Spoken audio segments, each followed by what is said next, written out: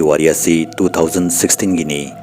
Sahi asida Suresh Chandra Koba nupa amagi mathanta poksaba sahi 13 fariba machanupa adu laibak thiraba accident amada sikhi.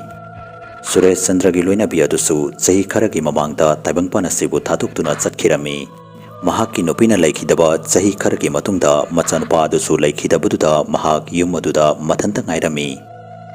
Mahak numit chupa matam lenpoina mahak yum adugi mamangda leiba garden aduda lei thaduna gardening tawduna leirami. Mahaki machanupa aduna sidringi numit kharanigi mamangda garden aduda lei ama tharami. Suresh Chandra numit chupa lei adubu yamna nusina koiset senarami amadi isingchu chaibirami. Suresh marak marakda lei pambi adubu ubada mamitagi mapita khiba khangaude. Nungtigi ising chaiba dugumna Suresh lei pambi adubu ising chaiduna leirami. Ikang khaudana kanaguma mana mahakpu kaurakpagum taurami. Khonjel adu tabada Suresh